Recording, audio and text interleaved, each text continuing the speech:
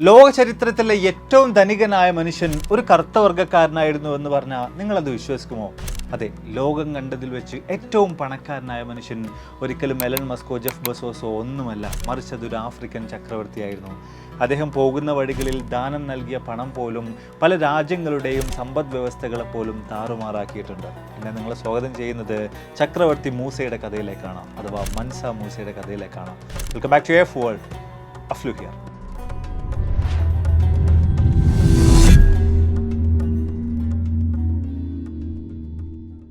ലോക ഭൂപടം പരിശോധിച്ച് നോക്കുമ്പോൾ ഇന്ന് നമുക്കതിൽ മാലി എന്ന് പറയുന്ന ചെറിയൊരു രാജ്യത്തെ കാണാൻ സാധിക്കുന്നുണ്ട്. ഇന്ന് അവിടെ ഒട്ടനവധി പ്രശ്നങ്ങളുണ്ട്, പട്ടിണിയും ദാരിദ്ര്യവും ഒക്കെ തന്നെയുണ്ട്. അവിടുത്തുകാരായിട്ടുള്ള ആളുകൾ ഒരു മാസം പൂർണ്ണമായും കഷ്ടപ്പെട്ട് വരെ നേടുന്ന സംഖ്യ എന്ന് പറയുന്നത് വെറും 4000 രൂപയോളമാണ്. ഒരു വർഷത്തിലാകട്ടെ ആകെ മൊത്തം 54,000 രൂപ വരെ മാത്രമേ അവിടുത്തുകാരായിട്ടുള്ള ആളുകൾക്ക് പകലന്ത്യാവോളം കഷ്ടപ്പെട്ട് കഴിഞ്ഞാൽ പോലും ലഭ്യമാകുന്നുള്ളൂ, അവർക്ക് സമ്പാദിക്കാനായിട്ട് സാധിക്കുന്നുള്ളൂ. ഒരുപാട് പ്രശ്നങ്ങളിലൂടെ തന്നെയാണ് അവിടുത്തുകാരായിട്ടുള്ള ജനങ്ങൾ ഇന്ന് കടന്നുപോയിക്കൊണ്ടിരിക്കുന്നത്. എന്നാൽ ഏറെക്കുറെ 700 വർഷങ്ങൾക്ക് മുമ്പ് മാലിയുടെ സ്ഥിതി ഇന്നത്തേതുപോലെ ആയിരുന്നില്ല. മറ്റെല്ലാ രാജ്യങ്ങളെക്കാളും പല യൂറോപ്യൻ കൺട്രീസിനേക്കാളും വളരെ മികച്ച നിലയിൽ തന്നെയുള്ള ജീവിത നിലവാരമായിരുന്നു മാലി സാമ്രാജ്യത്തിനകത്ത് ജീവിച്ചിരുന്ന ഓരോ ആളുകളും അനുഭവിച്ചിരുന്നത്. പല യൂറോപ്യൻ ശക്തികൾക്ക് പോലും അവരിൽ വലിയ തോതിൽ തന്നെ അസൂയ ഉളവാകുകയും ചെയ്തിട്ടുണ്ടായിരുന്നു. ഇതിനെല്ലാം കാരണക്കാരായിരുന്നത് മാലി സാമ്രാജ്യത്തെ നയിച്ചിരുന്ന ജനങ്ങളുടെ ചക്രവർത്തിയായ മൂസ എന്ന വ്യക്തിയായിരുന്നു. ലോക ചരിത്രത്തിലെ ഏറ്റവും ധനികനായിട്ടുള്ള വ്യക്തിയെക്കുറിച്ച് നമ്മൾ പരിശോധിച്ച് നോക്കുമ്പോൾ അദ്ദേഹത്തിലേക്ക് തന്നെയാണ് നമുക്ക് എത്തിച്ചേരാൻ സാധിക്കുന്നത്. ഇന്നിപ്പോൾ നമ്മൾ പരിശോധിച്ച് നോക്കുമ്പോൾ നമ്മുടെ ലോകത്തും ഒട്ടനവധി കോടീശ്വരന്മാരുണ്ട്. അതിൽ തന്നെ ഇന്ന് ജീവിച്ചുകൊണ്ടിരിക്കുന്നതിൽ ഏറ്റവും വലിയ കോടീശ്വരൻ്റെ കണക്കെടുത്ത് പരിശോധിച്ച് നോക്കുമ്പോൾ പോലും അവരുടെ ആസ്തി എന്ന് പറയുന്നത് ബില്യൺസ് വരെ മാത്രമേ എത്തിയിട്ടുള്ളൂ.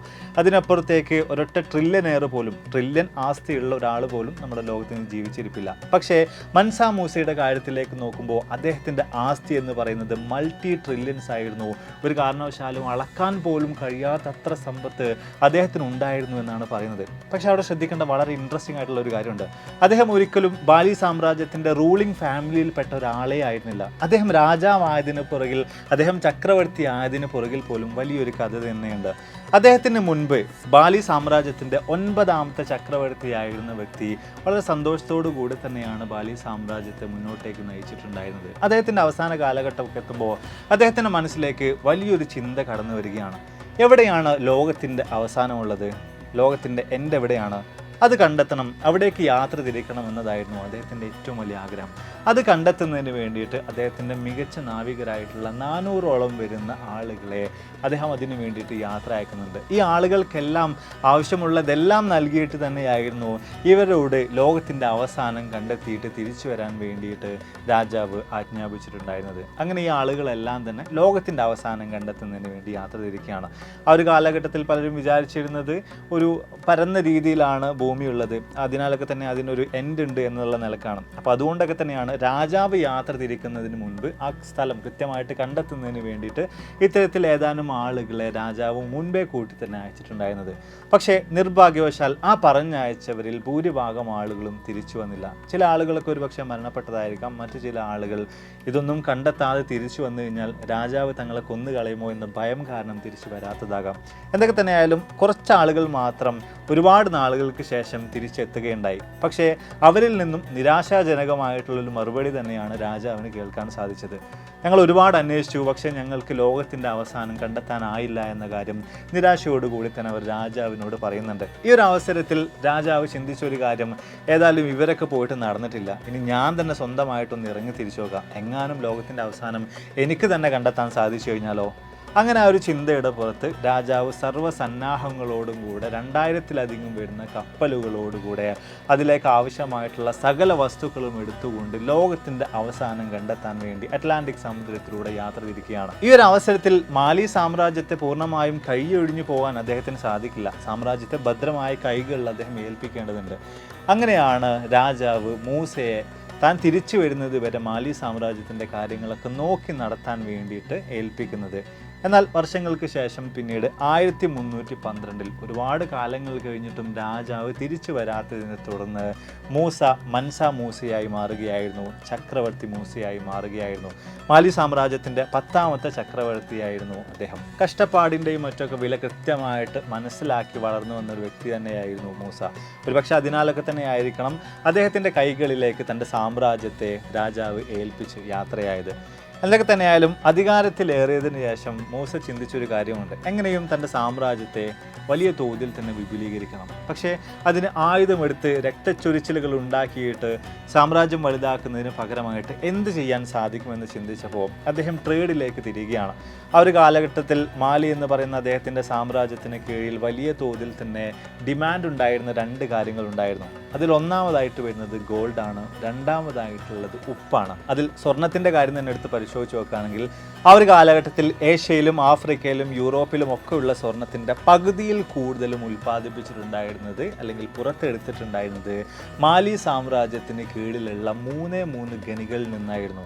അതായത് അത്രത്തോളം വലിയ തോതിൽ തന്നെ മാലി സാമ്രാജ്യത്തിന് കീഴിലുള്ള ഖനികളിൽ നിന്ന് സ്വർണം പുറത്തെടുക്കാൻ അദ്ദേഹത്തിന് സാധിക്കുമായിരുന്നു. മാത്രമല്ല ഇനി രണ്ടാമതായിട്ടുള്ള ഉപ്പിൻ്റെ കാര്യത്തിലേക്ക് നോക്കുമ്പോൾ സ്വർണം നമുക്ക് ചിന്തിച്ചാൽ മനസ്സിലാകും വളരെയധികം ഡിമാൻഡുള്ള കാര്യമാണ്. കാലാകാലങ്ങളായിട്ട് അതിൻ്റെ ഡിമാൻഡ് കൂടി വന്നുകൊണ്ടിരിക്കുകയാണ്. പക്ഷേ ഉപ്പിൻ്റെ കാര്യത്തിൽ എന്താണ് ഇത്ര സവിശേഷത? ആ ഒരു കാര്യത്തെക്കുറിച്ച് പരിശോധിച്ച് നോക്കുമ്പോൾ ആ ഒരു കാലഘട്ടത്തിൽ വലിയ മൂല്യമുള്ളൊരു വസ്തു തന്നെയായിരുന്നു ഉപ്പ്. വലിയ പ്രാധാന്യത്തോടു കൂടി തന്നെയായിരുന്നു ഉപ്പിനെ ആ കാലഘട്ടങ്ങളിൽ ആളുകൾ കണ്ടുവന്നിട്ടുണ്ടായിരുന്നത്. മാത്രമല്ല പല ആളുകൾക്കും ജോലി ചെയ്ത് കഴിഞ്ഞാൽ വേതനമായിട്ട് പോലും ഉപ്പ് നൽകപ്പെടുന്ന ഒരു കാലഘട്ടം കൂടി ഉണ്ടായിരുന്നു. എന്തൊക്കെ തന്നെയായാലും ഇങ്ങനെയുള്ള ഒരു സാഹചര്യത്തിൽ, ഉപ്പിന് വലിയ ഡിമാൻഡുള്ള സാഹചര്യത്തിൽ മാലി സാമ്രാജ്യത്തിന് കീഴിൽ തന്നെയാണ് ആഫ്രിക്കയുടെ പല ഭാഗങ്ങളിലും വലിയ തോതിൽ ഉപ്പ് ഉൽപ്പാദിപ്പിച്ചിട്ടുണ്ടായിരുന്നത്. അദ്ദേഹം പിന്നീട് ഉപ്പും അതേപോലെ തന്നെ സ്വർണവുമായി ബന്ധപ്പെട്ട ട്രേഡ് വലിയ തോതിൽ തന്നെ വിപുലീകരിക്കുന്നുണ്ട്. ലോകത്തിൻ്റെ ഒരു ട്രേഡിംഗ് ഹബ്ബായിട്ട് പോലും മാലി സാമ്രാജ്യത്തിന് കീഴിലുള്ള ചില നഗരങ്ങളെ അദ്ദേഹം മാറ്റിയെടുക്കുന്നുണ്ട്.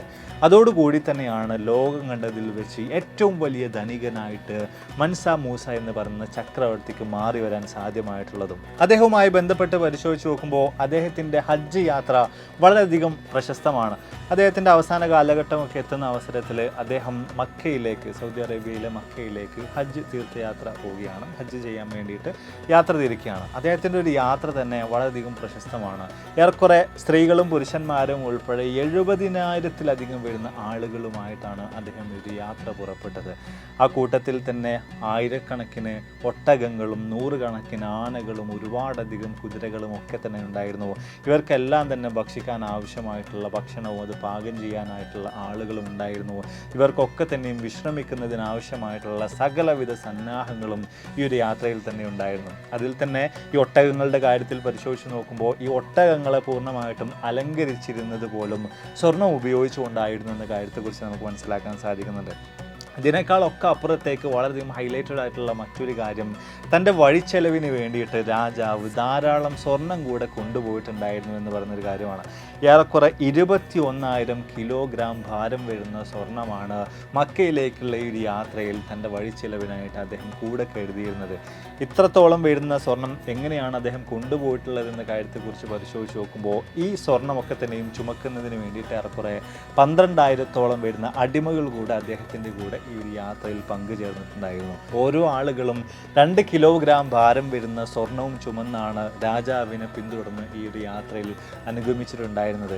മാത്രമല്ല ഇവരുടെ ഈ ഒരു യാത്രയിൽ അല്ലെങ്കിൽ അവരുടെ ആ ഒരു വരിയുടെ നീളം തന്നെ എടുത്ത് പരിശോധിച്ച് നോക്കുകയാണെങ്കിൽ ഒരു നാട്ടിലെ ഒരു പെർട്ടിക്കുലർ സ്ഥലത്തേക്ക് ഇവരുടെ ആദ്യത്തെ ഒട്ടകം പ്രവേശിച്ച് അതങ്ങനെ നീങ്ങി പോയിട്ട് ആ കൂട്ടത്തിലെ ഏറ്റവും അവസാനത്തെ ഒട്ടകം അതേ പോയിന്റിലേക്ക് എത്താൻ 3 ദിവസം സമയം എടുത്തിട്ടുണ്ടായിരുന്നു എന്നാണ് പറയുന്നത്. അത്രത്തോളം ഒരുപാടധികം വലിയൊരു ജനാവലിയോടുകൂടി തന്നെയാണ് അദ്ദേഹം ഈ ഒരു യാത്ര നടത്തിയിട്ടുണ്ടായിരുന്നത്. മാത്രമല്ല അദ്ദേഹം തൻ്റെ കൈവശം വെച്ചിരുന്ന 21,000-ഓളം കിലോഗ്രാം ഭാരം വരുന്ന സ്വർണം മുഴുവനും വഴി നീളം അദ്ദേഹം ദാനം ചെയ്തിട്ടാണ് അദ്ദേഹം ഈ ഒരു യാത്ര നടത്തിയിട്ടുണ്ടായിരുന്നത്. അദ്ദേഹത്തിൻ്റെ ഈ ഒരു അമിതമായിട്ടുള്ള ദാനശീലം കാരണം അദ്ദേഹം പോയിട്ടുണ്ടായിരുന്ന വഴികളിലെ രാജ്യങ്ങളിൽ പോലും വ്യത്യസ്ത പ്രശ്നങ്ങൾ ഉണ്ടാവുകയും അവിടുത്തെ തന്നെ സാമ്പത്തിക നില പോലും പൂർണ്ണമായിട്ടും താറുമാറാവുകയും ചെയ്തു. അതായത് എല്ലാവരുടെ കയ്യിൽ മാലിയിലും ധാരാളമായിട്ട് സ്വർണ്ണമുണ്ട്. ഒരാളും ജോലിക്ക് പോകാത്ത അവസ്ഥയിലേക്ക് മറ്റൊക്കെ എത്തുന്ന രീതിയിലേക്ക് കാര്യങ്ങൾ മാറി വന്നു. അപ്പോൾ ഇങ്ങനെയുള്ള പല സിറ്റുവേഷൻസും വന്നതോട് കൂടിയിട്ടാണ് ഓരോ രാജ്യങ്ങളുടെയും സാമ്പത്തിക നില പോലും അദ്ദേഹത്തിൻ്റെ ഈ ഒരു അമിതമായിട്ടുള്ള ദാനശീലം കാരണം വലിയ പ്രശ്നങ്ങൾ നേരിട്ടിട്ടുണ്ടായിരുന്നു. ഏറെക്കുറെ 4300 കിലോമീറ്ററോളമാണ് മാലിയിൽ നിന്നും ഇത്തരത്തിൽ മക്കയിലേക്ക് അദ്ദേഹം സഞ്ചരിച്ചിട്ടുണ്ടായിരുന്നത്. 1 മുതൽ 2 വർഷം വരെ അതിന് വേണ്ടിയിട്ട് സമയമെടുക്കുകയൊക്കെ ചെയ്തിട്ടുണ്ടായിരുന്നു. ഈ ഒരൊറ്റ പ്രവൃത്തി കാരണം തന്നെ ലോകം മുഴുവനും അദ്ദേഹത്തിൻ്റെ പ്രശസ്തി വലിയ തോതിൽ തന്നെ വ്യാപിച്ചിട്ടുണ്ടായിരുന്നു. പല യൂറോപ്യൻ രാജ്യങ്ങൾ പോലും അസൂയോടുകൂടി തന്നെ മാലിയിലേക്ക് ഉറ്റുനോക്കിക്കൊണ്ടിരിക്കുന്ന, അവിടെ നിന്നും എങ്ങനെ കാര്യങ്ങൾ മോഷ്ടിച്ചെടുക്കാം, അവിടെയുള്ള സ്വർണം കൈക്കലാക്കാം എന്ന് പോലും ചിന്തിച്ച് തുടങ്ങിയിട്ടുണ്ടായിരുന്ന ഒരു കാലഘട്ടം കൂടിയായിരുന്നു അത്. മാത്രമല്ല ഇന്നിപ്പോൾ നമ്മൾ ഇവിടുത്തെ പരിശോധിച്ച് നോക്കുമ്പോൾ 700 വർഷങ്ങൾക്ക് മുമ്പ് വളരെയധികം പോപ്പുലർ ആയിട്ടുള്ള പ്രശസ്തമായിട്ടുള്ള ഒരു മാപ്പായിരുന്നു കാറ്റലൻ അറ്റ്ലസ് എന്ന് പറയുന്നത്.